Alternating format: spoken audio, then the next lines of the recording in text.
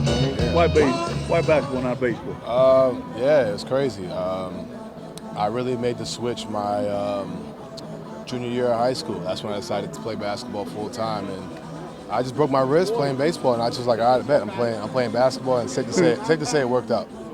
Thank God it worked Yeah, out. exactly.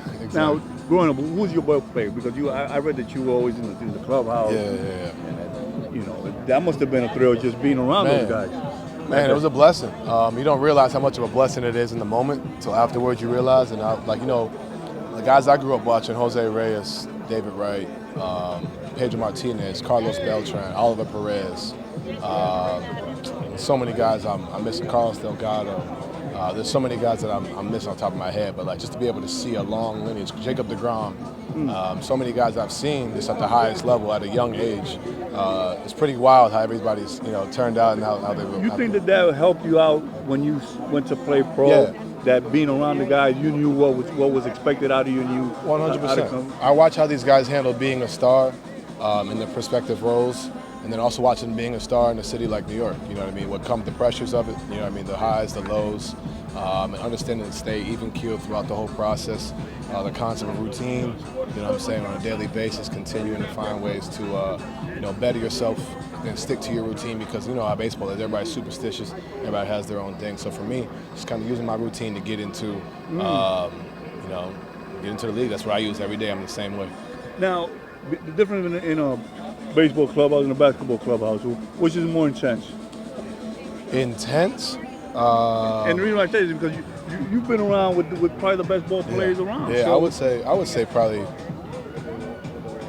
that's a good one. Baseball, I think, is tougher because you're here all day. I think basketball, at the end of the day, my routine starts at the arena 4:30 for a 7 o'clock game. These guys have been here since 12, 1 o'clock, some guys earlier. You know what I'm saying? And, especially like if you're going through some struggles offensively and on the field, even as a whole, you have all day to think about it here at the basketball. You don't. Basketball, you show up. You at the house. You have life distractions. You have your family. You have whatever. But here, you're here all day. You're around it. That's what I wanted to ask you. It's more mental. In basketball, basketball's such a quick game. Yeah. How do you make the adjustment when things aren't going your way? And it goes back to that routine I was telling you, like understanding that the work that I've put in on a daily basis ultimately is going to pay off. You look at guys like I watch Lindor. He's always out here taking ground balls consistently. When you're not going well, maybe you do it a little bit more. Right. But it's always routine. You always fall back and trust your work. Donovan, listen, man, it's an honor to be next to you, brother. Yes, and I'm glad things worked out for you, man. Yes, sir. But let me ask you finally, if you hadn't broken your wrist, you think you would have I probably would have stayed. I probably would have stayed with baseball. And you think you would have gotten something late? I mean, I don't want to disrespect the guys that do this on a daily basis, but I feel like I would have had a good shot. I feel like I would have had an opportunity. Who knows? There's so many different things, but I feel like I would have had the opportunity to play at a high level. Well, brother, good luck, man. Thank you. Thank you.